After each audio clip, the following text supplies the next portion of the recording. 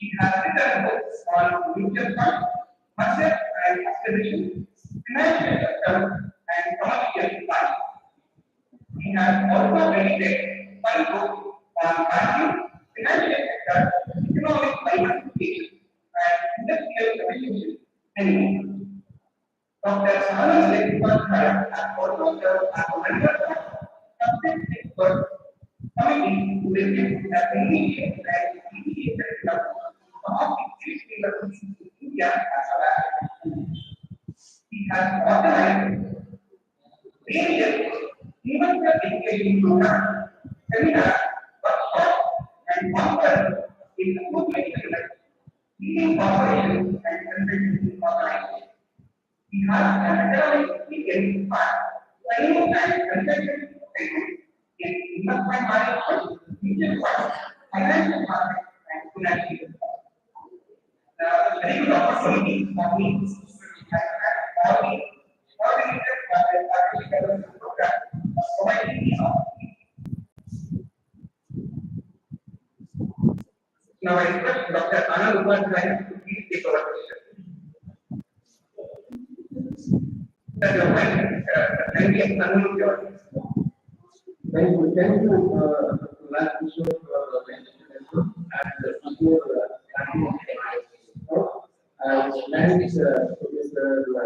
senior management for seeing the opportunity to share whatever the little knowledge I have with our academic members.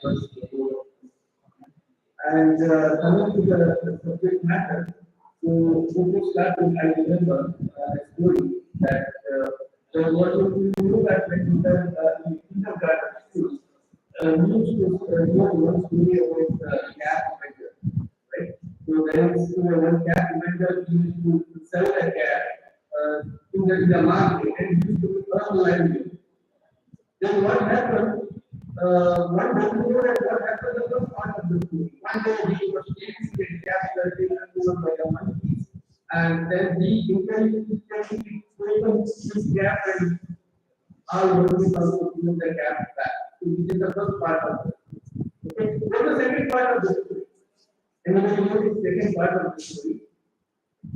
So the second part of the story goes like this. His grandson did the same mistake. When he slept on the same bed and all the monkeys were taken the gap. And then he remembered that his grandson stole the gap, and so that other monkeys also stole the gap back. So he used the same strategy. He stole his gap back. Then all the monkeys from the top of the tree started blocking the gap like that. You know why? These monkeys said, no, this time you cannot cheat us. My grandfather told how your grandfather cheated my grandfather. This time we don't do the cap back. We will not. So this is the second part of it. Then what is the moral of this story? Can anybody?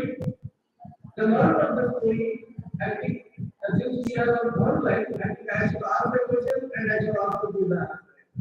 So I just wanted to make it more interactive, but since you are all in online, so quick interaction will not be possible. So the moral of the story is, the same strategy, you cannot use it again and again. The strategy what you are using today may be redundant tomorrow. So the thing is, the whole world is changing faster. So how do you become successful? You will be successful only if you are able to acquire new knowledge, new skill, and new kind of the activity. So not only knowledge, skill, and attitude are the most important parameters for any successful study. So now, today is the day, you know that the whole world is run by artificial intelligence. So in this electronic era, our knowledge is going to be redundant, our skill is going to be redundant very fastly. So what is the solution for this? The solution for this is the continuous learning. So the thing is, you have to learn, unlearn, and relearn. So this is our process. So you have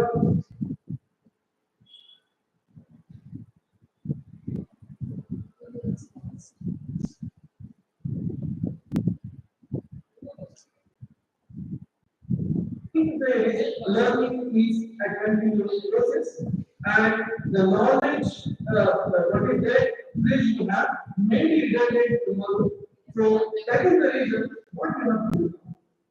You have to do is when you continue to learn something, research something, find something, so you can implement that in your course of teaching exam. So, ladies and gentlemen, with this brief background, I just wanted to tell you one more important thing.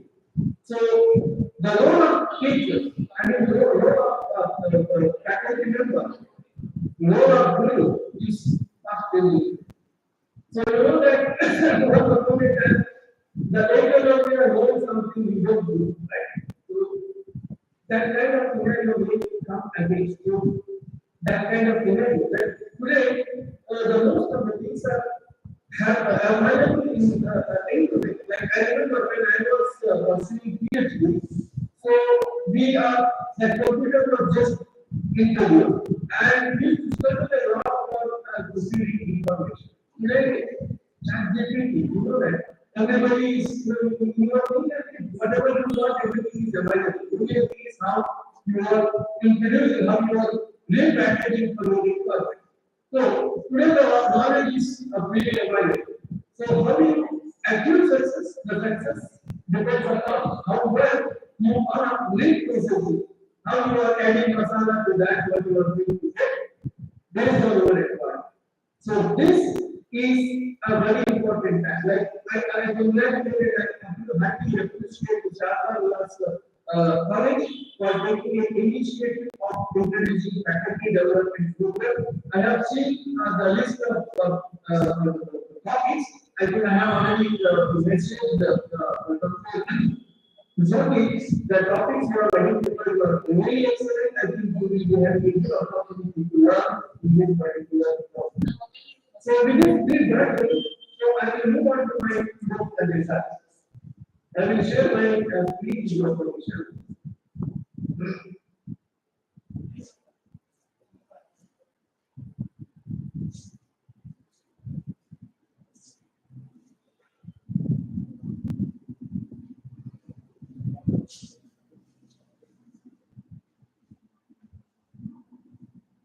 Is the screen ever visible? Can anybody?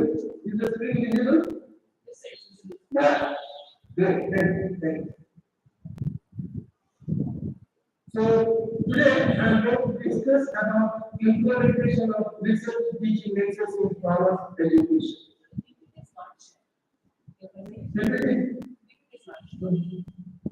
Simply is not visible? Okay, fine. I'm just changing here. PPT is visible in just a minute. Is it visible? Yes, sir. Okay, fine. Great, thank you. So I'm going to discuss something about next one of the I'm going to discuss about the implementation of how we can implement research teaching methods in part of education, especially in higher education. Ladies and gentlemen, if you have any queries or any things you have to discuss immediately, I think if you have been given permission to talk, I think you can unmute yourself and ask questions any point of time. You can move them to any time. So this is not just a lecture, it's a faculty development program. Let's have the discussion move in there. So if you have any doubt or any things you wanted to ask a question, please ask me anytime. Let's make the discussion move in there. But so once that we are going to learn objectives, the learning objective of my today's discussion is understanding the process of integrating research, teaching, and learning into curriculum development. And we can also understand how to achieve enriching the nexus between research, teaching, in higher education. So that's the most idea. So the outcome of for today's discussion. I hope it will enhance the quality of teaching, research, and effective learning, and it will also help to you to make a useful collaboration among the academic staff and students for joint research. Moving forward, so we have some basic questions when I introduce this topic. So the basic questions are what? These questions will be addressed in my subjective discussion. The basic question is, what do you mean by research teaching access? Then, another thing is the perception, the faculty and student perception about research. What is the perception of research when it comes to faculty, when it comes to students, and at undergraduate level, at postgraduate level. So, what exactly the perception of research? Let's understand. And then we can also understand how we can integrate research in teaching and learning. So, this is a basic question of my discussion. How can we integrate this in teaching and learning? And by integrating this, what kind of impact we can create as an academic practice? Why we have to do? What is the impact? Impact is how we can change the learning process or understanding process by integrating teaching and research teaching access. Then we will also understand the big ideas about research in higher education, especially. Yeah. Slides are not. Okay, I will you. I will stop sharing and I will use different things. I think I don't know why it is not changing. Let's okay. I will go one like this and then if there is any problem, you just let it know. So okay. So next is today we would like we only say the best universities. If I ask you a question, what are the best universities internationally? What's your answer? What are the best universities internationally? Do you have any answers? Quickly. When I ask what are the best universities in India, when I ask what are the best universities in America, when I ask what are the best colleges in Mysore, you will be getting some ideas, right? So when I say the best colleges, best universities in the world or in India or in America or in Mysore, so you will get some ideas from that. Then how these colleges, universities become the best? The reason is there may be any number of universities and colleges across the world, but only few universities are making difference. The reason here is these universities are not just teaching. They are also involved in creating the knowledge. So that makes the big difference. Like for example, how your college or how your university make an impact. When you are able to teach, so this is the like for example, I have given you the last point you can see here. So recently COVID-19 has come. So the moment COVID-19 has come, so AstraZeneca partnered Oxford University to find a COVID-19 vaccine. Right? So this is what the difference comes. So whenever there is a problem in the community, the role of academic institution is to find a solution for that. So this is where you can make a difference. So how can academic organizations find a solution for the right problems? That's what we are continuously involved in research.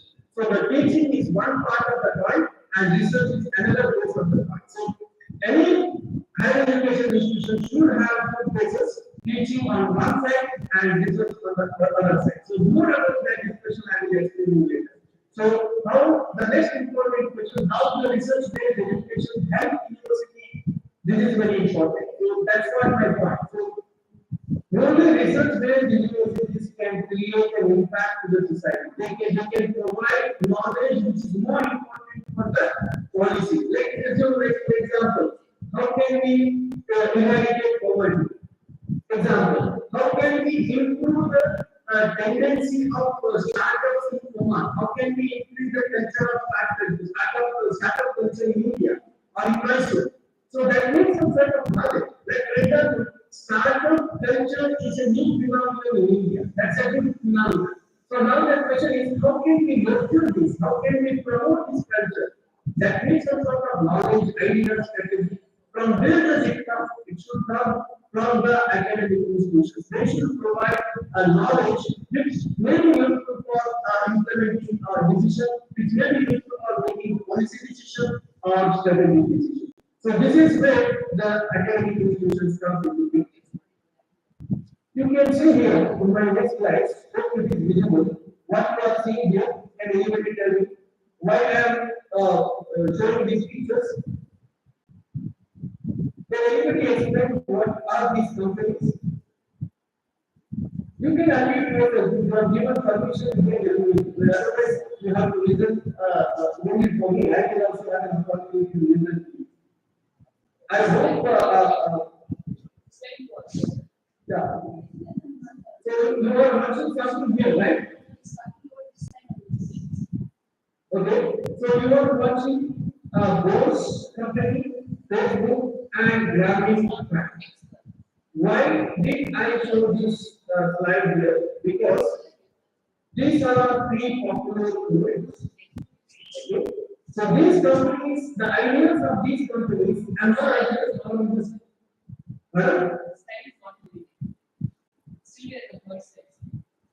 Okay, I do think there is some problem here. No, that should not happen. Yeah, that should not happen here. So I will stop sharing here. Very best stop sharing.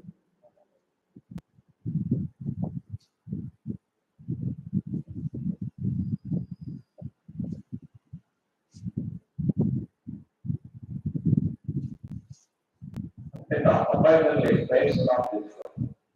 Okay. Okay, maybe because of this one, right?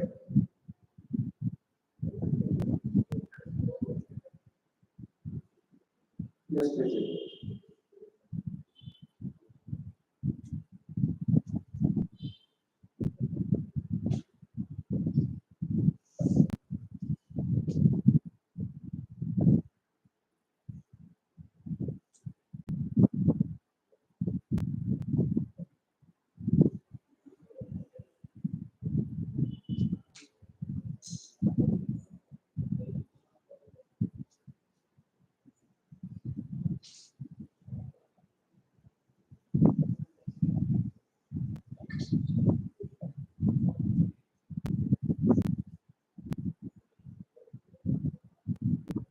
Okay, fine. So why I am showing this slide because all these companies are now today leading companies in the world. But these companies are originally promoted by students. This idea comes originally from students. So how it happens only if you integrate research into each area. So let's move on next slide. So here you can see the example of this corporation. The Bose corporation is originally promoted by Amarjit Bose in somewhere in 1964.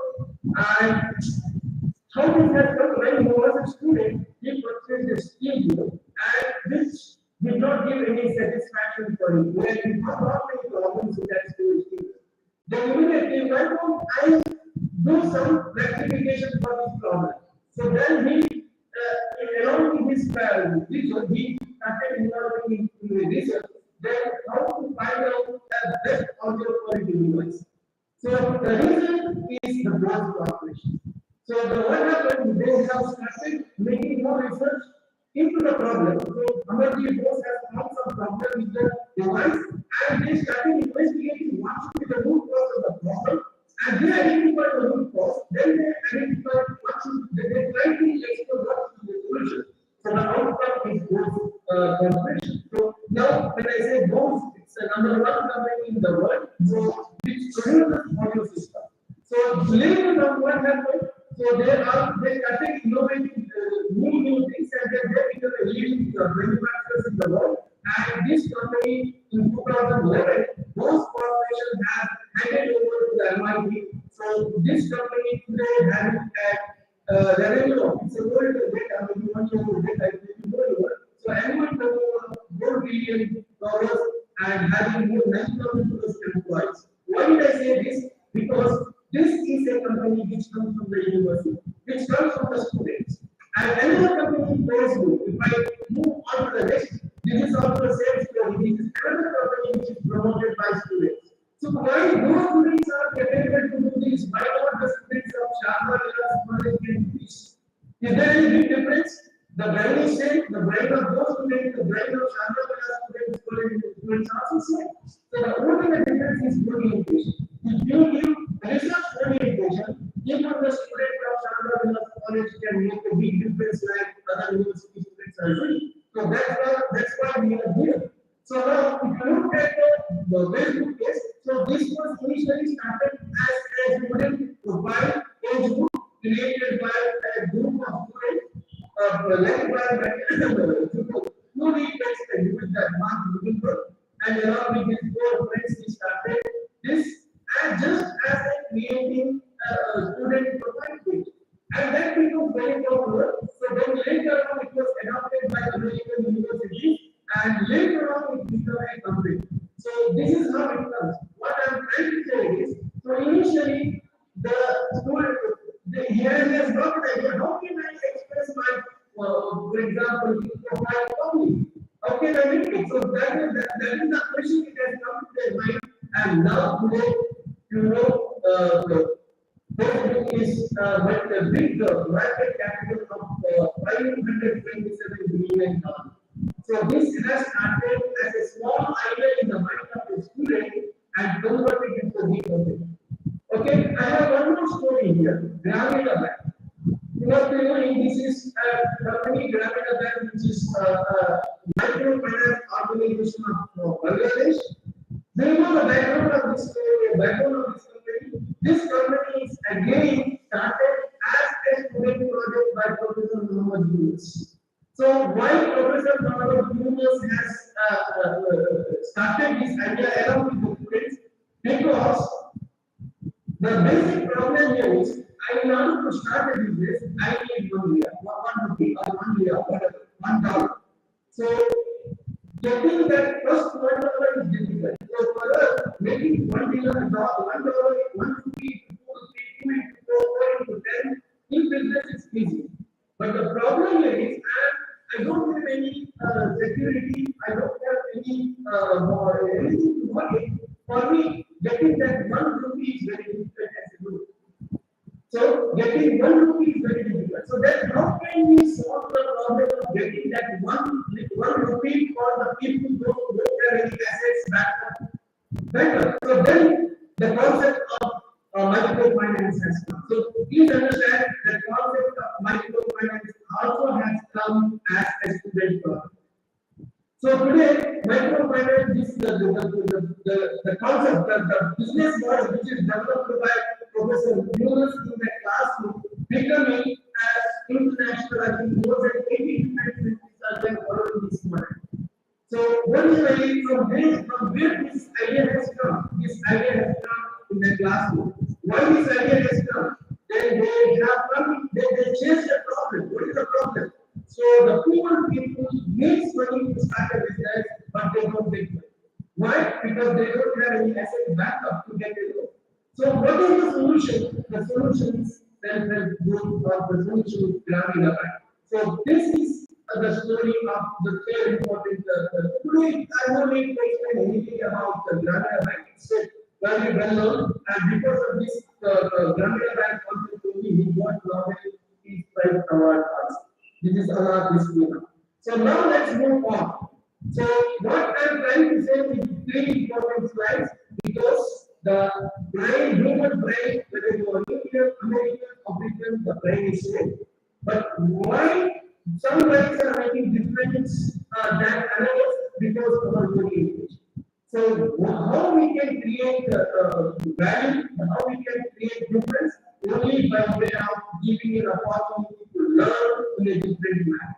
So that is where we are here to understand how can we introduce research component engagement so that we can make the teaching into more inquiry based, more not just knowledge based, even more innovative based. Let's understand the next slide. Here we can understand higher education. In higher education, there are many stakeholders. I am going to take only 2 important stakeholders in this way. So who are the 2 important stakeholders? The stakeholders of the one is faculty member and the student. Then, as a faculty member, let's understand. So, as a faculty member, what's your role? If I ask you, faculty member, the traditional role of faculty member is just to teach. This is the traditional role. The traditional role of the faculty member is just to teach. Now, with the teaching, what you do now, when you teach, you are going to transfer the knowledge. Means what? 1 plus 1 is equal to how much? You are going to teach them 1 plus 1 is equal to 2. Right? So now again, in knowledge, transfer means what? Something is existed and you are giving enlightenment. That's what transfer. So some basic knowledge is there that you are transferring. So that is the role of the teacher. So you are just transferring the knowledge. Maybe historical knowledge. Sometimes you are just transferring historical knowledge. So now, okay. Not it? Oh my God. I think I have to change this one. So now the thing here is, as a researcher, as I told you, you have two different tools. One is teaching, where you are transferring the knowledge. That was the traditional mindset. I think when we were going to the college, we are used to that. We used to get a knowledge from our faculty member, from our professors. That's it. So that's one part of the learning. So today, in modern age, we need to have another set that is research. Research means what? Generating the knowledge. Please understand the difference between teaching and learning. Teaching means what? Transfer of knowledge. Okay? What type of knowledge we use to transfer? Historical knowledge. Like, for example, all the knowledge, like, for example, I used to listen this story. Like, there used to be one housewife. She used to say, it's a just story. So, like, for example, her daughter is also started going to the same college for learning. Then, one day she compared the notebook of the mother, so there was no change. In the same college, the mother was learning the same was because they were just focusing on what knowledge transfer. The knowledge was yesterday and today. From which side the sun is rising, but from which side the sun is setting. So this knowledge will not change. So that kind of historical knowledge used to transfer. Now historical knowledge is no longer exists. So the knowledge base is changing every now and then. So that's why a successful teacher is one who is creating the knowledge, who is generating the knowledge, and which is transferring. So what type of knowledge we have to transfer? We have to transfer the knowledge which is current, which is futuristic. Like for example, you are teaching a student not to prepare him for the work tomorrow. So the next one generation. So that's why we have to teach something which is current, which is futuristic. So that's why the teacher's involvement in research is very important, so that the teacher will be current, teacher will be updated. Then next is what happens now? Teacher is going to generate the knowledge, he is going to transfer the correct knowledge, and he is going to change by transferring this, he is going to change the attitude of the students. So the learning is what? The learning is not just learning knowledge, the learning is something generated new kind of knowledge. The knowledge is what? Knowledge is something infinite. Knowledge is something correct. Knowledge is something futuristic. So that kind of knowledge, skill, and attitude, mindset should be changed, and that should be incorporated in teaching and learning. So this is how our teaching process should come. So now, how can we make research? There are two types of research. One is faculty can do research. Another one is like as I told you the course space, as I told you the grammar language space. The faculty and students can jointly make that research. I hope this slide is changing. Okay, so now these are the things I have already discussed in my previous discussion. So now what I am trying to say is research teaching, what exactly research teaching makes us, the exact research teaching makes us is you are incorporating the research component also in the teaching and learning. When I say research component, it is not just publishing the paper. So the misconception is what research means publishing the paper. That's a misconception. So research means what? Generating something new, finding solution, right? Making some inquiries. So that kind of mindset or attitude you are going to imbibe in the minds of the students. That exactly the teaching and research next. So now, when I say research, so the dimension of research is different. Like when I say physics, I do one thing, I keep checking like this so that the slides may do otherwise slides waste time. Okay, fine. So, yeah, right. So now what I'm trying to say is the research, the dimension of research is different.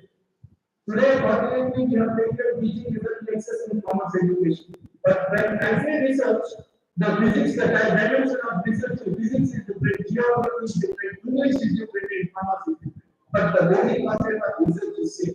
So, what is research in physics is different, and how it is visible in geography is different, and where it is located in English that is different. Then who is going to do it? That's almost the same. So the research is conducted by either faculty or student or journal. Next, the most important thing you can see here, the most important thing here, the 10 top employability skills. The research survey conducted by Lottery.com or somewhere. So they come out with the skill that these are the top 10 important skill sets. Now, my student, when he comes out to the graduation, comes out of the graduation, he should say, my modules, or else my curriculum to help him to acquire these skills. So how can, like for example, in traditionally, we are just providing knowledge, we are not focusing on skill development, we are not focusing on ability development. So today, our curriculum should focus not just on knowledge, it should also focus on how to develop skill, how to develop ability. So these are the 10 top important employability skills. So tomorrow, if I want to graduate, should be successful in corporate career, you should protect these skills. My next question: do my students acquire these skills during the process of teaching and learning? You have to ask this question to ourselves. I am teaching relationship management. I am teaching accounting. So at the time of before teaching this process, I should also understand that whether my teaching style, whether my curriculum, whether my teaching methodology helps the students to acquire these skills or not. If the answer is no, absolutely there is no use of my teaching to my students. So please understand my teaching style, my teaching strategy, my curriculum should bring the adoption of these skills over a period of teaching process to my students. So research teaching lectures will definitely help the students to acquire almost all 10 skills which is more employable. So if I incorporate research and teaching lectures, then my students' communication skill, interpersonal skill will improve, problem solving skill will improve, and self-motivation will improve, and work under pressure, deadline will also improve, and team building, activity, numeracy, value, diversity, negotiation skills, all these skills can be improved by incorporating teaching component, research component in teaching and learning. So that's my submission. Now, just a quick look here. In this particular slide, you can see here the models. You can see here in olden days, the teaching is more passive and it is more controlled. In the case, as a professor, I say something, just that's it. If you have to learn only this one, that's it. No, not more than that. It's more controlled and it is more passive. How do you learn? I will give an example and you will listen. That's it. And I will ask some question in the final exam, you will answer it. That's it. So this is the teaching methodology. It's more of control and it is more of passive learning. But in industry, what is that they want now? So ultimately, why do you come up with controlled teaching and passive learning mechanism just to generate knowledge? That is just to generate knowledge. So now you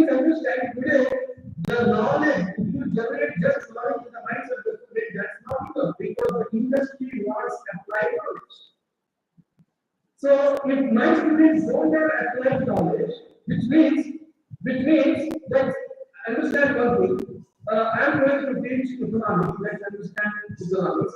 Then my students will know how to prepare balance of payment. My students know the definition of balance of payment. My students know what is the definition of inflation. Yes, I will ask the question. We will pass it. We will get 100 out of 100. Okay, so this grade is A, this rank is number one in the college because he has answered all the questions. He is very good knowledge base. But tomorrow when you go to the industry, then they will ask some questions. Now there is an inflation. How to control this inflation? How to develop the strategies? How to improve the balance of payment position? These are all the questions asked. So then we cannot because we cannot apply the knowledge. He knows about it, but he does not know how to apply the knowledge. So then what happens? Industry needs applied knowledge. Okay, so if you come up with a degree which focuses only on importing the knowledge, your graduate may not get a job, or your graduate may get a job, they cannot sustain. So that's why what we have to do now, we have to move from control to facilitation learning. In the facilitation learning, we are not just say something to learn. We are giving an opportunity to do something and learn. So facilitation is something like learning by doing, learning by observing, learning by doing something else. So that's how can we integrate that? So how we can do this? We can move from controlled mechanism to research mechanism. So I will say something and I will facilitate. Yes, you have to find out. Like for example, I will teach balance of payment, right? So what is balance of payment and what are the factors influencing balance of payment? What are the factors influencing inflation? Then what I will do, I will help you to understand the applied knowledge of that by giving you the opportunity to implement what he has learned. That's where the research will come. So what I'm trying to say is each course should have a component which helps the students to learn on their own. On their own, how they can learn by doing their own research. So that's why we are moving from controlled learning to facilitated learning, and we have to move from passive learning to active learning. Active learning is what? Active learning is he's not just sitting and reading something, and he's also swiping the hands. So he's doing something, he's swiping his hands, and so that he's learning. So that what happens now? So we are moving from control to research oriented and passive to active and control to facilitating so that we are going to provide applied. So it is like this. For example, in traditional method of teaching is what? I am going to teach and this is the rule.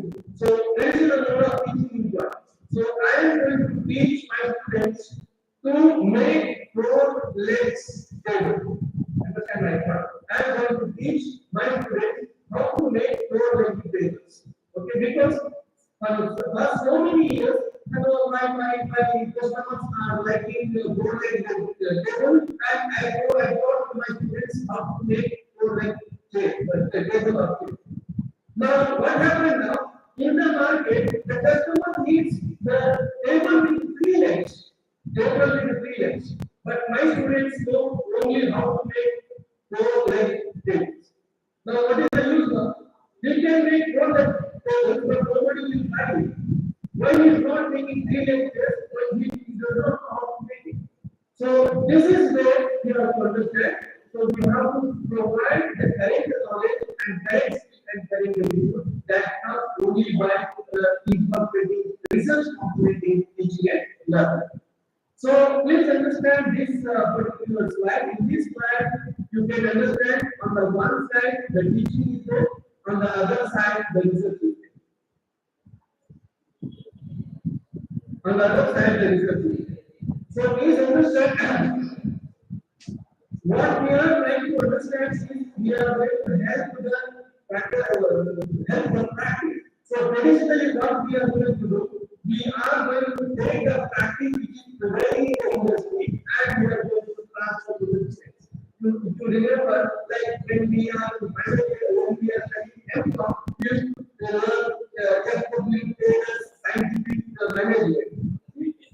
scientific management. So we have been taught macro theory, hierarchy, scientific management. So these are the practices taken from the industry and we are going to incorporate teaching and learning. Correct? Understand my point? So we are going to observe what's happening in the industry and that we are adopting into the teaching and learning. So that's the old way, right? So in this case, what happens? What happens in the industry you are copying? What happens in the industry you are copying? So you now the thing is the role of the universities are they should create a framework. So my university should understand what is needed after 10 years in the industry that should be incorporated into this education. Please understand, my students are going to be employed tomorrow. So that's why when I teach today, so I should anticipate what is the requirement tomorrow accordingly I should do it. So again, as I told you, the things are changing so fast, but I should develop the attitude that how to adopt the changes. So if my students are motivated to the research, then they are easily adapt to the changes. You understand my point? So if my students are research oriented, they will adopt the changes very quickly, they will learn the things very quickly. So that's why what we have to do is we have to incorporate teaching. So research. So when you incorporate research, then what happens? The things are changing. So this industry will collaborate with you. So because industry wants the knowledge. Like for example, AstraZeneca collaborated with Oxford for what? To find the vaccination for COVID-19. So why AstraZeneca collaborated with Oxford? Because Oxford is good in research, good in generating knowledge, good in finding the future. So this is where we can make it knowledge. So we have to build a then sector. So when we develop something, like for example, as I told you, Gramina Bank concept. Gramina Bank concept, which is a new concept which is created by the classroom research, then that has moved to the practice. You understand my point? So the new concept which is created through research in the classroom, that has moved to the industry as a practice.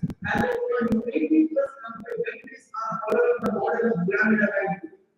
So how this model of Gramina Bank has come? It has come to a classroom research as a product. So that's why when we are doing the yeah. Okay, my this is a problem.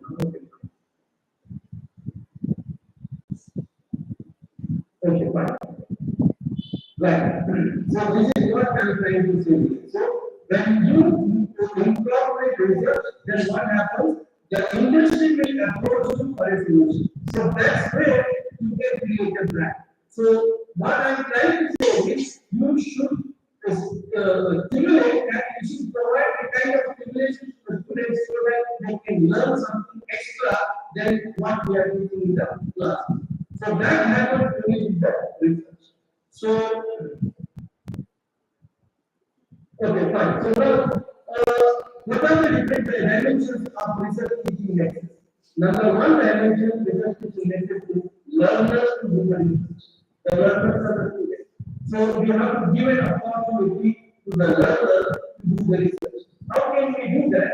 You can do the research based on the learner. So when you get something, so there should be something research based. So for example, traditionally, when we were students, what was the mode of evaluation from how many evaluation processes there? So throughout the year we need to learn, and at the end of the year, we will be given 10 questions. Out of the 10 questions, you have to answer 55 questions. Okay?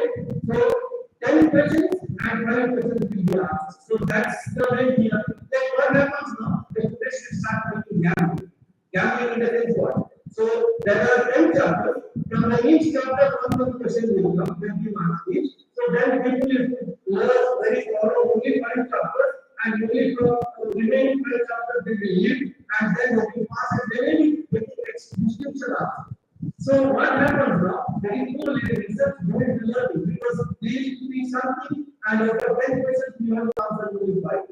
So this is not going to generate to create an environment to do the research. So for curriculum should have a different components of research.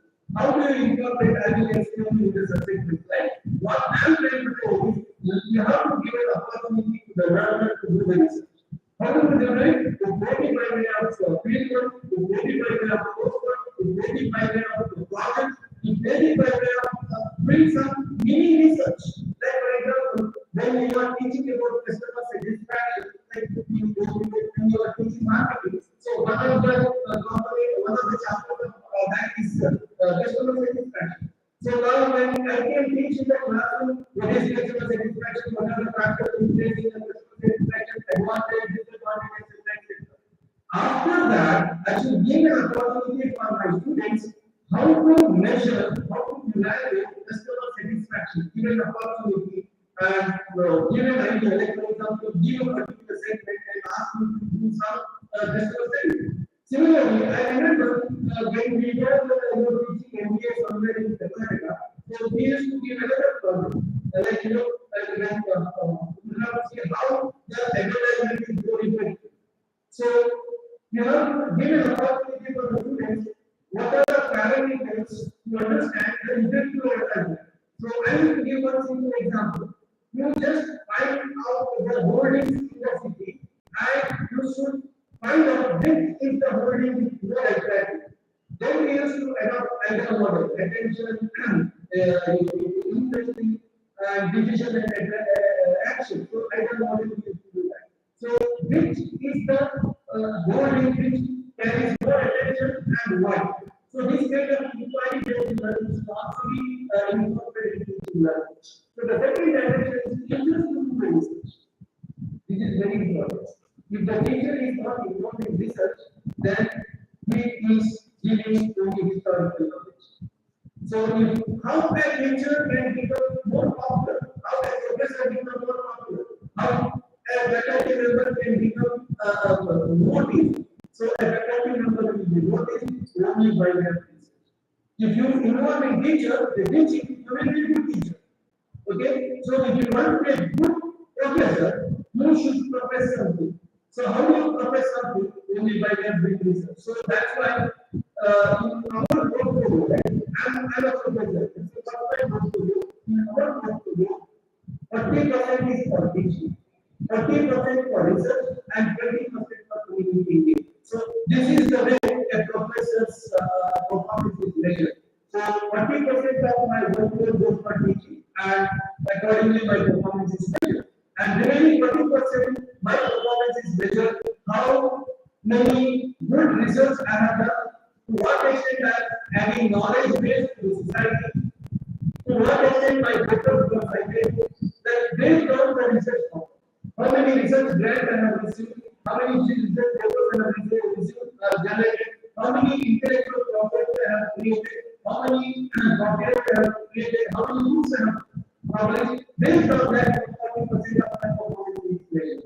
And the remaining 20%, my community engagement. Like for example, today I am delivering this lecture to you, workshop to you. So that's my part of my community engagement. Like for example, how Professor Satyanarayana invited me. Because he understood that this professor has something new, something new. So that's what I'm trying to say is, when you do a good research, naturally your community engagement will not lead. So a good professor should also do something to the community. So based on that, you can your performance will be better. So what I'm trying to say is, my dear teachers, at least if not 20%, 25 to 30% of your strength should go for research. At present, college or university is not giving you encouragement for research. Don't bother at all. So research is not just the requirement of the institution. Research is the requirement of the teachers also. So how do you make a difference as a teacher? That's only by your research. So my humble submission is research the faculty members should involve in research. And teachers and learners learn to do research together, like the example of Grammar Bank. The research done teachers and professors together. Like the example of blogs. There the research is done by teachers and professors together. Similarly, the research embedded curriculum. So our curriculum should also have a component of research. In the sense, how do we incorporate research in our teaching and reason I will explain in my subsequent slide. But what I'm trying to say is our curriculum should have a component of research at the time of teaching and learning. And the research culture we should develop that will influence the teaching and learning. And ultimately, teaching and learning should influence. It is that teaching and learning and research are complementary to the teacher. Our pedagogy should focus on what? Should focus on conducting contextual research. I hope. Okay, fine. So now this is my real picture starts from here. So the real picture starts from here. So what I'm having telling so far, I have put it in a model. So this model is the most popular model, design model. So he has developed a framework. How can we integrate research and teaching together? So let's understand there are four important pillars here.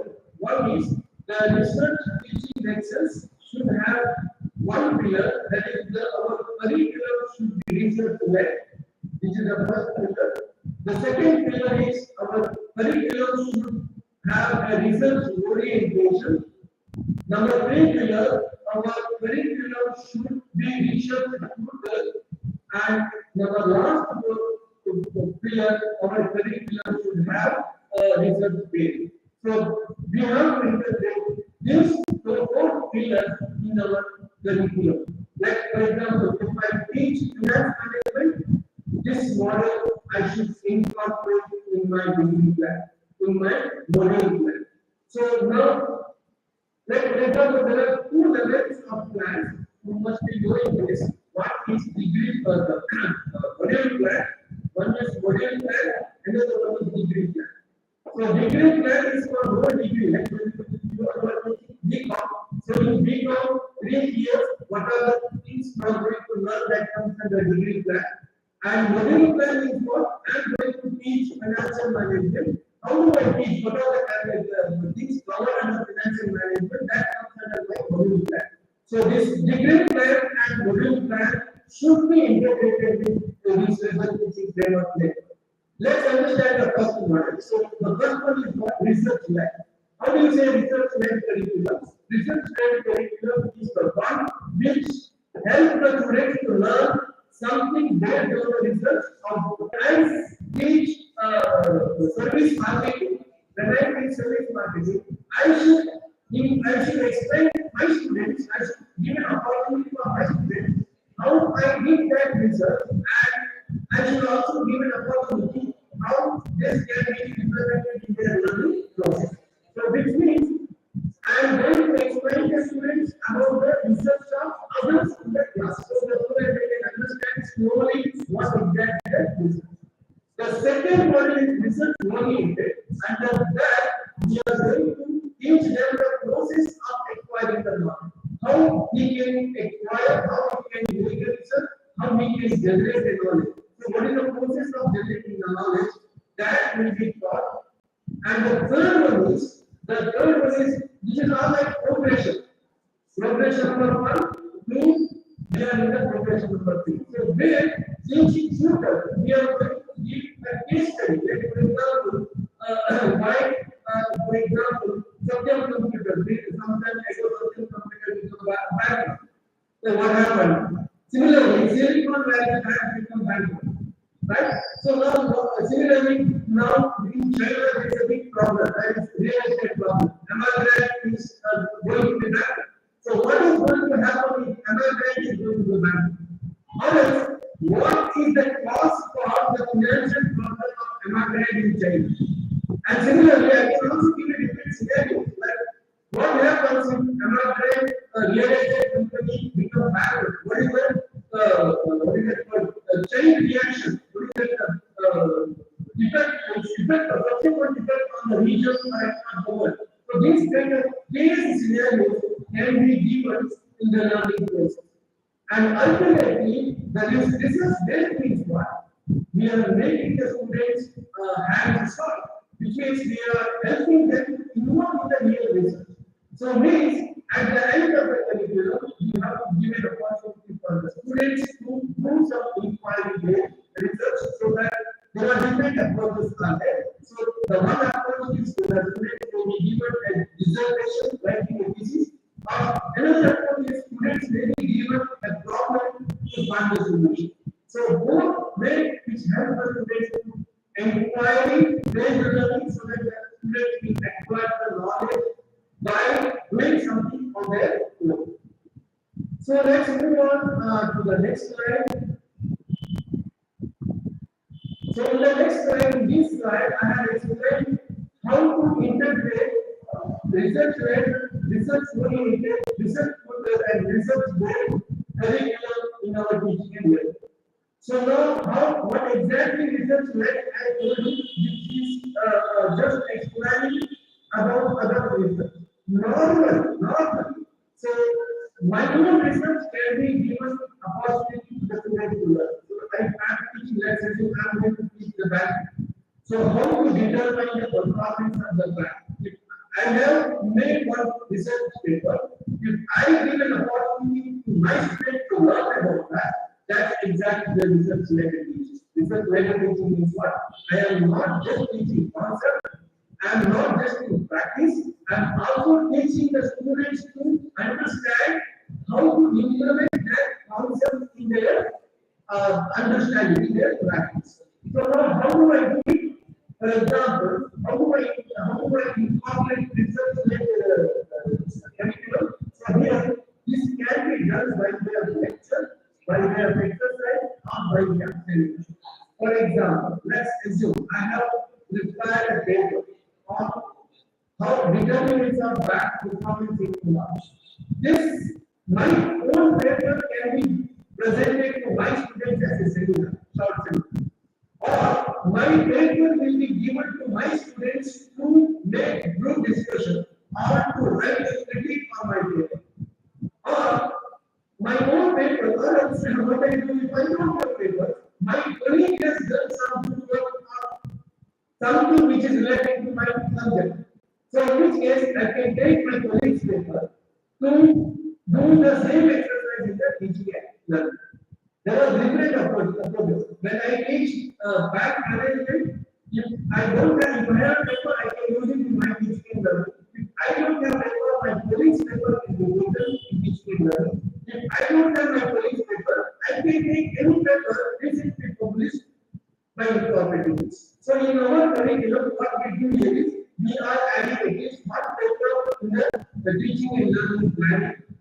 Which if it's available within our college, we will do it, otherwise we will take it from the outside. The second one is research oriented. And the research oriented dimension, what we are doing is we are developing the research and enterprise field techniques. Like for example, how to make an inquiry, how to do an research, how to develop answer for getting it, how to generate answer for a question, research question. So what we are trying to understand here is we are going to teach them a kind of skill how to develop solution for a particular problem. So this can be done by labs or exercises or workshop or seminars. Here what I am trying to say is here what we can do is we can teach the students various models. Like for example, we can introduce the students about SPSS, the exposure to the SPSS lab, exposure to MOs, exposure to Bloomberg database, exposure to, like for example, capital capitalized plus, like how to get the data, how to collect the data, how to compile the data, and how to develop questionnaires, how to evaluate the data, how to analyze the data. All these questions can be given, all these things can be given in the classroom as a teaching. So the main focus of this is to develop the skills. So main focus of research is to develop the skills. So like for example, it is like preparing a model. Like in order to fight, you need so many skills of fighting, right? So what we are doing here is we are preparing the various skills, we are imparting various skills which is required for the next stage. Okay? So after this stage, we tutor and the research tutor, they are engaging. Please understand, here the learners are passive. Here the learners are passive, or to some extent active. Here the learners are passive as well as active. Okay, you are teaching them and you are helping them to do something. And here the learner is totally active. Here learner is totally active because you are engaged in the research discussion. So means you are giving a scenario, you are giving a situation, and the students should do this. Like for example, you wanted to develop innovation culture in Mysore. Like you can give an opportunity for the students. How can we develop innovation culture, entrepreneurship culture in Mysore? So the student will learn from many angles, maybe by field work, maybe by research, maybe by survey. So we will come up with the answer part. So that's actually this will be done at a course level. Like for example, if I teach entrepreneurship course, this will be done at a course level. So this philosophy has done at a course level. This will be done at a program level. Please understand, the research level is done at course level. It means if I am teaching a finance management in BCom program, so this will happen in my finance management program.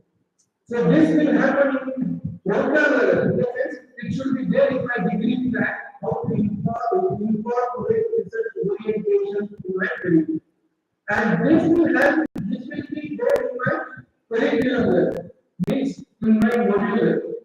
And the last one, that is research based, and the research based, this will happen in the program level. Please understand, whatever we can see here, this will happen at the program level. Program level is here. Whereas this will happen at course level. Course level means in BCom or BPM, I teach economics, I teach entrepreneurship, I teach finance management. That happens at a program course level. Okay. So now, what is the last one? The last one is the extension of the third stage. The extension of the third one is the last one. In the third one, I am going to give them a one opportunity within my course. And the last one is I am going to give a comprehensive quiz. As I told you, there are two levels. One is that students can be given a thesis. They may be asked to find out what are the parameters, what are the factors influencing customer satisfaction in practice. Let them understand how to do that. So similarly, another dimension is there is some problem that, for example, what is the solution for the current problem? Like for example, the people are facing accessing finance for small scale industry. So what are the reasons for accessing finance for small scale industry? Just inquire something. What is the reason? So that's also kind of the process. So these are the four important pillars. So this is the climax slide of my today's discussion. So you as a teacher, you as a leader, academic leader, like for example, you may be dean. If you are a dean, then you have to understand how to bring this to your program level. If you are a professor, if you are a teacher, you should understand how to bring this to your course level. So this happens at both sides. So if you bring this in your teaching and learning, definitely the students will never be a passive learner. Student will be an active learner. Student is not just acquiring the knowledge. Student will also able to generate the knowledge. Student able to apply the knowledge. Student is able to find the solution for the problem. So this is what we have to develop in the minds of the students.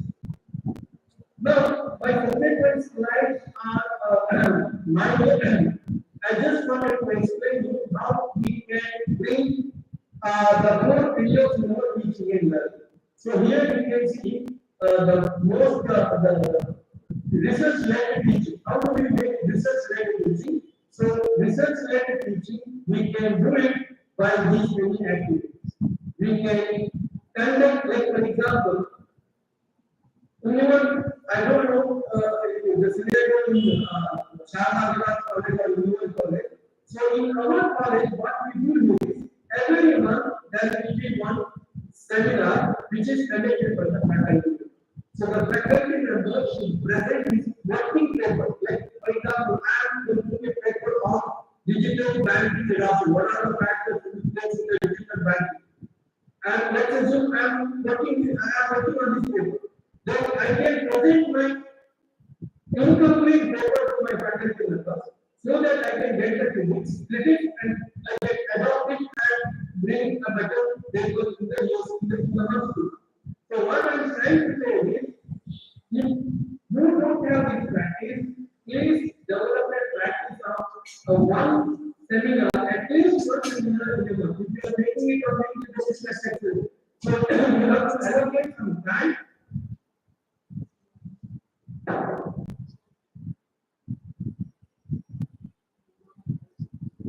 You have to allocate some time in a week or in a month to present the papers of the faculty members on a contemporary topic.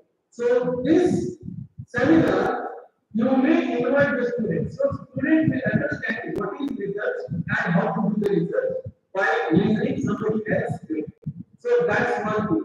So another thing is you have to integrate the obligation of the faculty members. Like as I told you, if I have done the effectiveness of service quality and bank profitability, if I have done some data that can be integrated in my course. Or you can also ask the faculty members to read some of the research they have done. So most of the things which happens with either active or passive or 50-50. So these are the things you can do. How can you integrate? You can invite the students for the faculty seminars, and you can give an opportunity for your students to study the paper of yours or your colleagues or somebody else which is contemporary related to your module. Or you can also ask the students to read the books and make a critical analysis on that. So this is one option. The second important integration is research oriented. So here the students will get an opportunity to develop research skills. They will understand the process of research. Then how do you bring it? You can bring it by inquiry-based technical teaching and learning. Then what are the activities you can do? You can do the activities by providing training on a specific package. Like for example, you can give a training on SPSS norms, R, or something like so. You can, it's basically preparing on you. How you prepare your by developing some sort of skills. So you can give some small project, course-based project, or you can also conduct a mini seminar for the students. Like for example, you can give in a class, you can make 5-6 groups, and you can give some, you can tell them or teach them how to collect the data from the Bombay Stock Exchange and how to analyze it. Just for an example. So you just help the students how to collect the data of financial data of the company to the Bombay Stock Exchange and compile it and take a ratio analysis or make a profitability analysis. So then you can give this as a project for 10 different groups in your class, and one day you can make a sector. What is the sector? So for analysis of profitability of listed companies in Bombay Stock Exchange. So there will be 10 papers by 10 different groups, and you make it so that the students will give an opportunity to collect the data, to analyze the data, to write the report, to present. Not at a mass level, within the classroom. So this is the first stage of the building the confidence of the students, building the skill set of the students. Moving on, next is the institute research tutor. What I am trying to say is you are going to help the students to read, write, and discuss academic. You are going to give an opportunity for the students to read, write, and discuss. So what you can do here is you can give critical paper writing assignment to your students, and you can also ask the students to write a paper. Like for example, what you can do here is if you are teaching, let's assume economics. Let's assume you are teaching a microeconomics or macroeconomics. So some macroeconomic problems or microeconomic problems, you can present the students by the pages. Like for example, why, like for example, what is the impact of Ukraine war on the global economy? You can give let them study and let them present it by the page. Or else, you can also develop a page like for example, if you are teaching a political, it's a common student, so if you are teaching something related to recently election has happened. So like now we did not take there is no available majority for any single party. Now we can give an opportunity for the students to try develop what will be the implication of this on the economic stability. So if there is a military I mean coalition government, what will be the impact of economic stability? This kind of inquiry where things can be given by the president. Like for example, what happened during the coalition government? What was the impact? What was the impact on Bombay Block market during the coalition government? You can give an opportunity for the students for the event studies. So these are the opportunities can be given either by a state study or by a mini project work into the courses. Means what I am trying to say is that we ask the students to do something, let it be contemporary.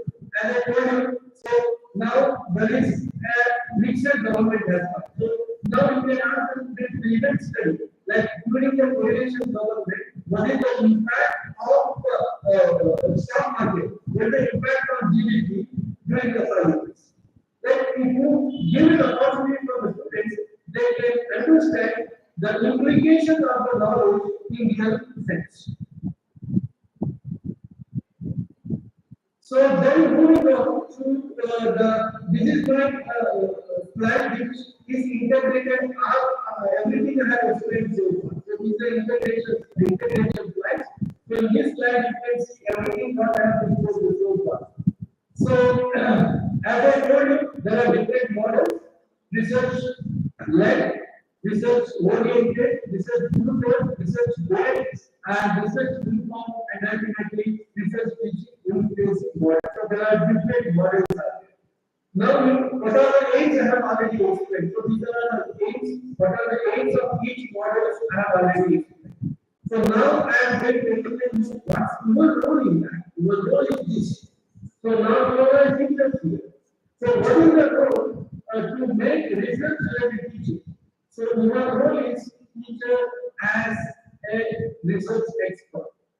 So in order to make teaching research led, the teacher's role is teacher should be a research expert. If you are not research expert, you cannot do justice for this. So that's why if not 30% of the time, at least 25% of the time is dedicated for the research.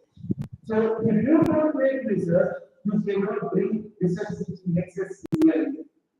The next is the research orientation. How do you bring the research orientation? The teacher should be a role model. Like for example, I don't make research, but I will teach research is important.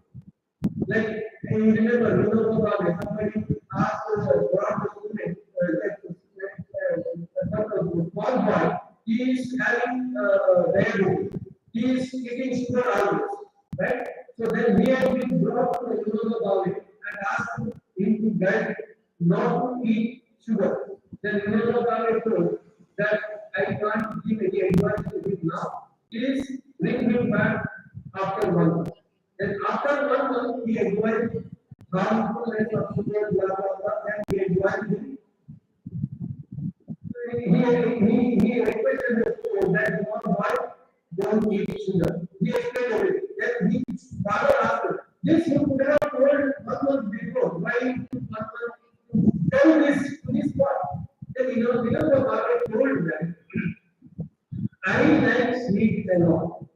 So when I am eating sugar, how can I say this boy don't eat sugar? So that's why I took 1 month to practice not to eat sugar. Then now I have ways to teach him something, preach him something. So same way here, if I wanted to integrate research teaching lessons, I should be a role model for my students. which means I should involve in research. If I don't involve in research, then I cannot go to the role model. Teacher should be a role model for that research. That's the goal.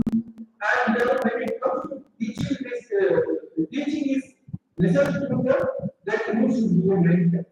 So your role is you are mentor, you are guiding, advisor. Your role is guiding, advising, mentoring students to conduct their research.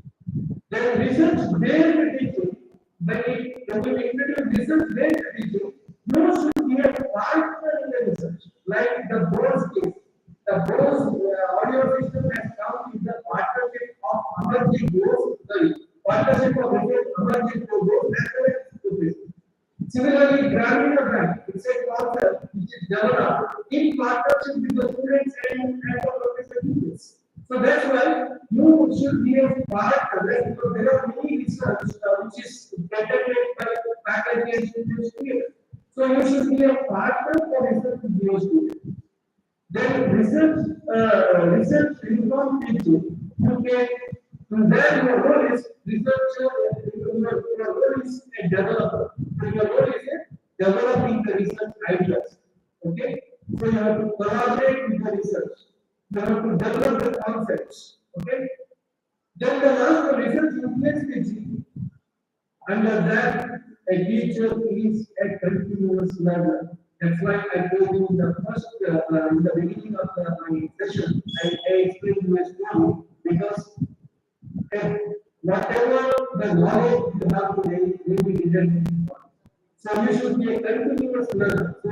So like a monkey carpenter, this grandson do the same technique but different. Why? Because the change has happened in the market. So that's why we have to be a continuous learner. So as I told you, a teacher's role is not completing master degree, completing PhD, and teaching. No. A teacher should be a continuous learner. Because today's knowledge becomes related tomorrow. Tomorrow knowledge becomes. So that's why we should adopt a model. Learn, unlearn, and relearn. Three things. Learn something today that becomes relevant tomorrow. No use, unlearn, and then you have to learn something new. This is the model we have to adopt. We as a teacher learn, relearn, unlearn. So now, moving on. I will keep 10-15 minutes for discussion at the end. Okay, so these are all the research like what I said. So again, I have taken some of the research work of different people. How they have introduced research teaching concept. You can see here, it is just for the purpose of idea and this presenting you and nothing much to discuss. So, in which way you can lead research teaching lecture. So, there are various research studies. The research study one which indicates that research teaching lectures can be done at the time of designing the courses. Then the second one study indicates that research teaching lectures can be developed by the students understanding the role of research. You can develop the understanding the role of research. And you have another study indicates that has developed the ability to carry out the research. And another study indicates that you have to provide an opportunity to conduct the research to the students. So another study indicates that the student experience of this staff research, means staff should share the experience of this experience. This teacher should share his experience, research experience to their students. Then research-based learning, another important study indicates that research teaching lectures is nothing but research-based learning. Then another study indicates that inquiry-based learning. So another research study indicates that you should incorporate capstone project. This is exactly it happens in most of the business, which means whatever is learned will be integrated to a capstone project. So most of the business schools now they are adopting this. So by adopting capstone, you are giving a virtual environment to the students to integrate the teaching and learning in the real life scenarios. Ultimately, so these are the important insights which I have shared with you, which is derived from various previous studies. Now, let's understand how can we integrate and how do we bring research teaching nexus in our course level or in our program level. So now there are three different activities in research teaching matrix. Number one is receiving the knowledge, applying the knowledge, and researching for the new knowledge. So there are three different levels of activity you have to give for the students. One is they are just receiving the knowledge, passive learning. The second level is applying the knowledge. You are going to give an opportunity how to apply. Like for example, I am going to teach the students. I am going to teach the students techniques of capital budgeting. Techniques of capital budgeting. Payback period method, ARR method, NPV method, internal rate of return method, profitability index method. So I am going to give an idea for the students how to make capital budgeting, what are the techniques, what are the criteria for Excel and Google. Okay? Then what is the next level? The next level is I have to give to apply these concepts. So how can I give apply this concept? I can give a question. So I'm not just giving asking them to solve the problems. I can give a real life case study. So by giving real life case study, I can help them to understand applying the speech, applying the knowledge. And the last one is researching. How can I explain this? How can I explain this?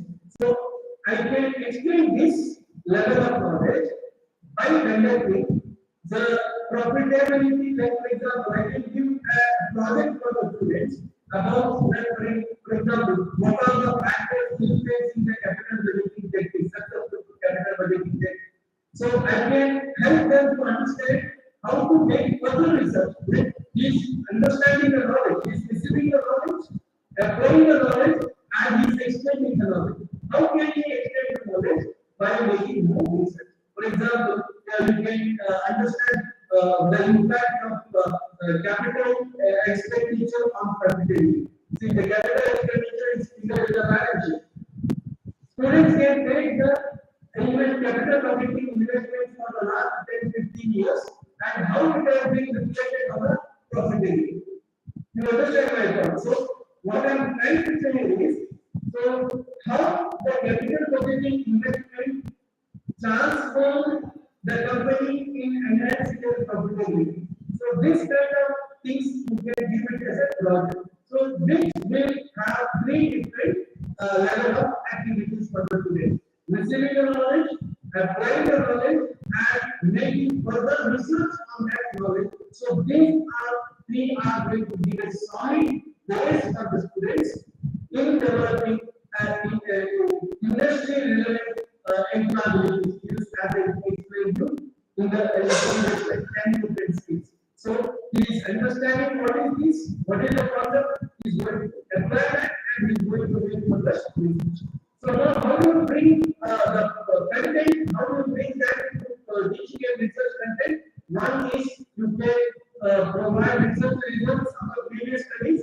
Like in my previous slide, I explained you that is not my research. So I have just given you the calculator form, the various results of the research. So same way you can also do it, the results of the previous research. And then you can also teach them about the research methods. Like for example, how to do a research. You can explain, and ultimately you can provide, you can help them to understand the process of research. So this is when you move from this to this side, it is more passive to active. When you move from this to here, it is more from passive to active.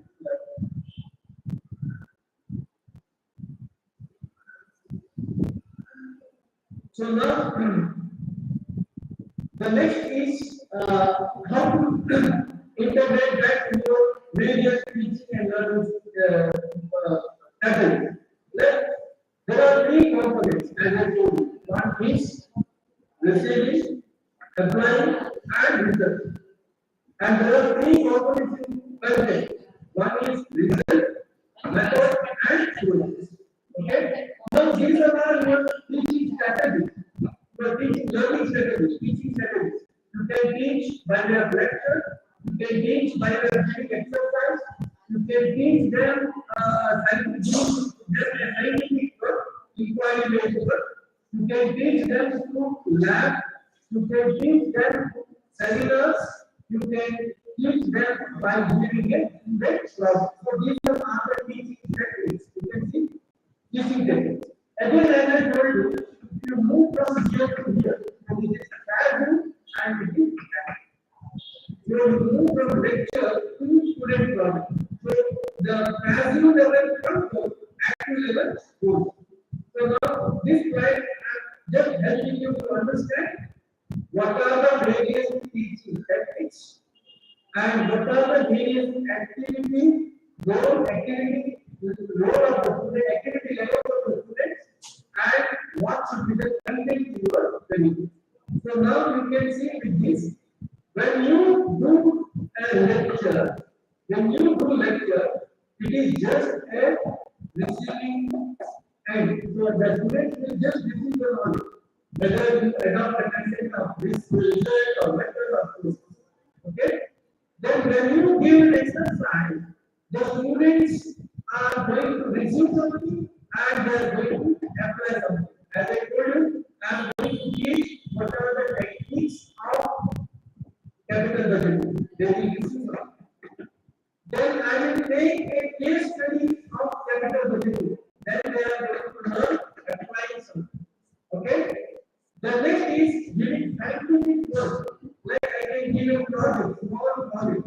When I give a small project, they will receive something, they will apply something, and then they will also do research also. So when you give you just give lecture, you take a lecture, extend that lecture into an exercise by giving an exercise, giving case study, and take that to the next level. Give a mini project, 4-7 mini projects, right?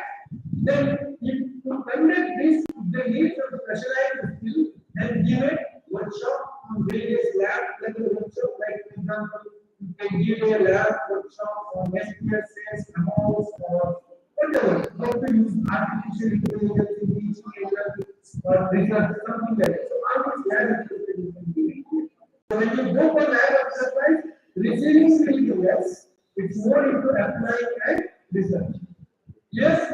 So then the last purpose is conducting seminar, giving an opportunity for the students to conduct seminar. When you give an opportunity for the students to conduct the seminar, they will receive something, they will apply something, and they will also research something. It's like a 3 levels of learning. Like when you give a seminar for the students, so they will receive something, they will receive some knowledge by reading, and they will apply it, and they will also research into that conclusion. Ultimately, how do you integrate the practice of the subject knowledge? That's by giving students. When they are doing science project, they are going to apply what they have learned, and they are going to further make a research. So this way is going to help you.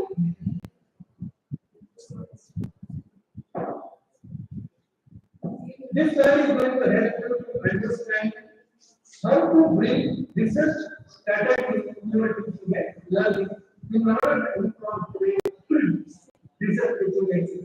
Please understand when you develop any teaching material or teaching techniques, please balance these three aspects. So they should receive something, they should apply something, and they should research something. So these are the three important parameters you have to balance. Next,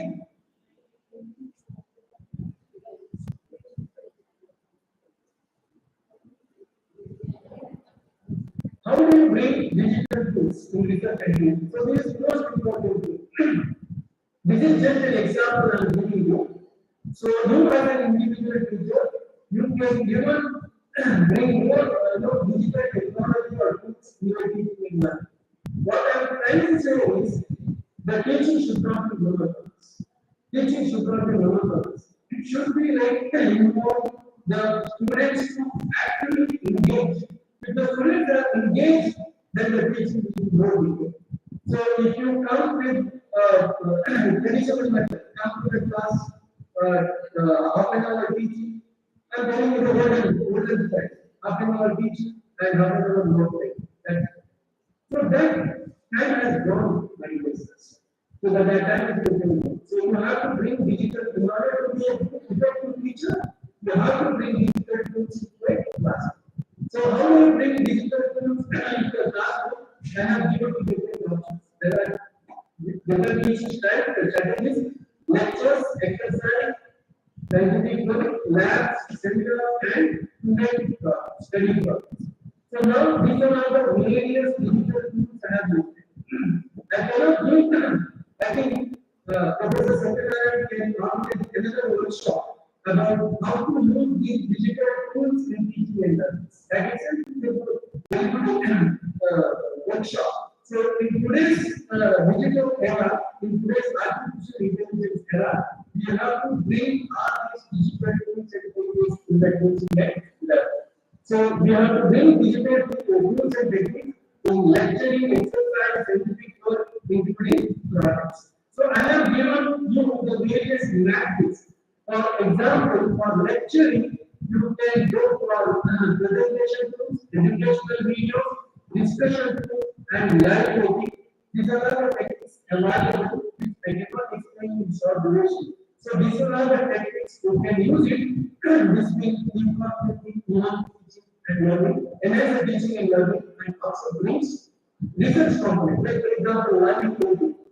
Like for example, you post a question and use the modern digital technique to ask them to like you like this or not. This will happen good or bad. What is the impact of this according to you?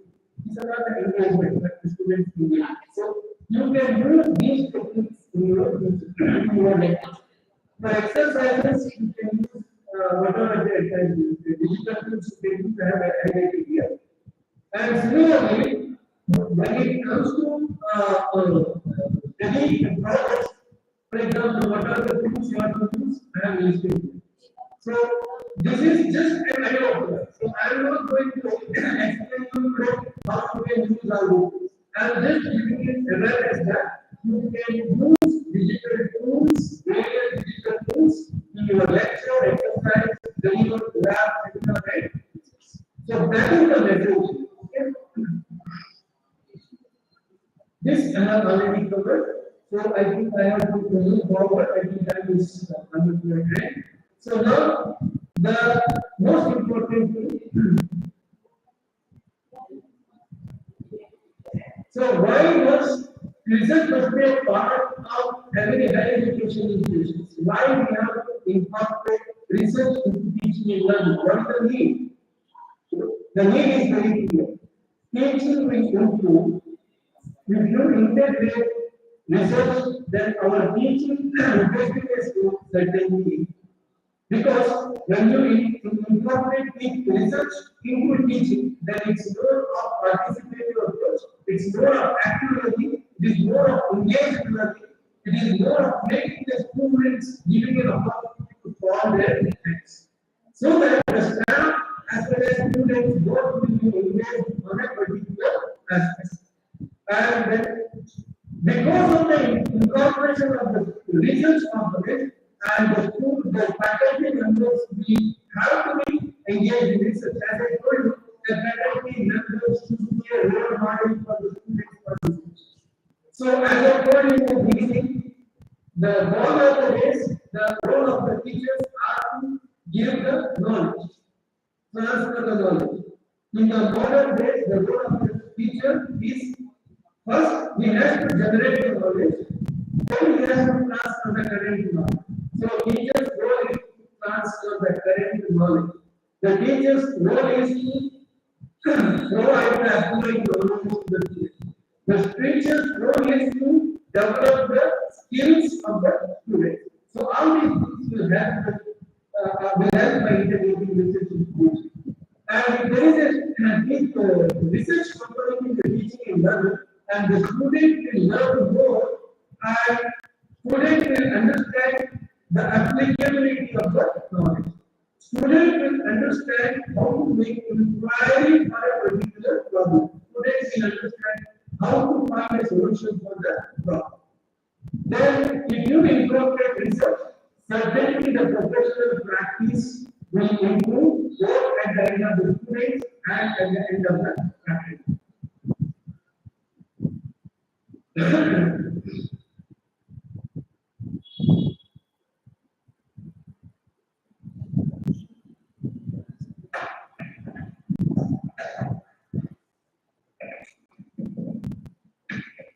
Okay. The principles quickly, and this is just for the sake of understanding, there is nothing much to explain. Principles of teaching transfer. Number one, academics should effectively engage in research. That is the first principle. So all the faculty members actively engage in research. We should be a role model for the students. Unless we generate knowledge, we cannot transfer the current knowledge. So that's why the first principle is the faculty members should engage in research. Then academics needs to consider effective teaching methods and explain you the various teaching methods that should stimulate the students' interest, that should encourage the students' capacity to question, capacity to inquire, capacity to find the solution for the learning problem. So this should be the teaching methods in the Indian school. Then there should be the academic department should give an opportunity. I have been telling to the students, sorry, faculty members. Now my advice is for the college, my advice is for the department. So please give an opportunity for the school, for the faculty members to do the research. Like if my college is focusing only on teaching, my college is not just a college, it is just a tuition center. There is no difference between tuition center and higher education institutions. If I don't give an opportunity for our faculty members, instead of calling my institution as a college, it's better to call our institution as a tuition center. In tuition center, it happens just they are just bringing just knowledge of knowledge. So that's why the college should change the culture, should provide an opportunity for the faculty members to do the research. That should be the mantra of modern education. Then the academic department should focus on implementing research teaching methods practices at the time of developing course curriculum. I told you previously there are two levels. One is degree plan, another one is module plan. So both at the degree plan and module plan, so the academic department should consider incorporation of research component in the teaching and learning. Then the academic department should maintain and evaluate the success, especially student learning. Like in what way our curriculum helping the students in enhancing the understanding the subject in a more efficient manner. In what way our the teaching and learning practices enhancing the employment skill of the students. Then teaching research into teaching should not be a separate process. It should be a built-in culture in the department as well as university. So ultimately, the higher education institutions should develop more and more research.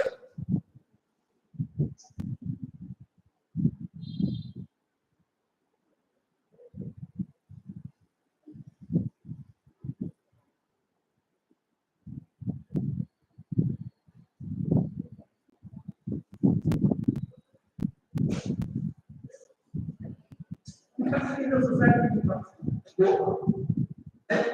Institutions locally is not changing. It is not just giving knowledge, it is also generating the knowledge. So the discussion should come from the top. First, the reality should be understood by the top management of the university or the college, and it should be implemented at the bottom level, the bottommost level is student. Okay, this is just understanding. This is what I think very good example of US ranking has come. US ranking is come.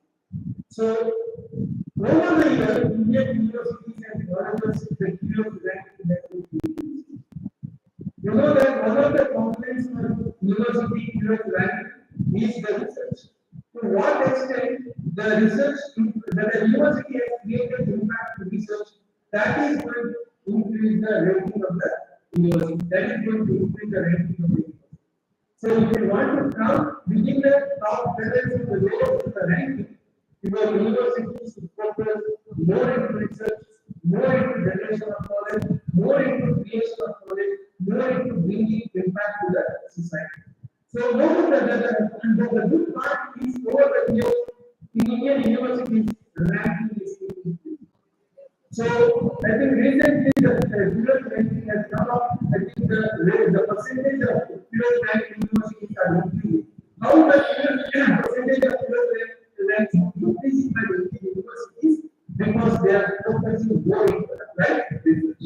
And once again, so 12 years back, the India's the citation index of India, our university in India, it was around 50 or 60. Today, the citation of the index of India has come to the top 10. So, the top list, American university, Chinese university, European universities are.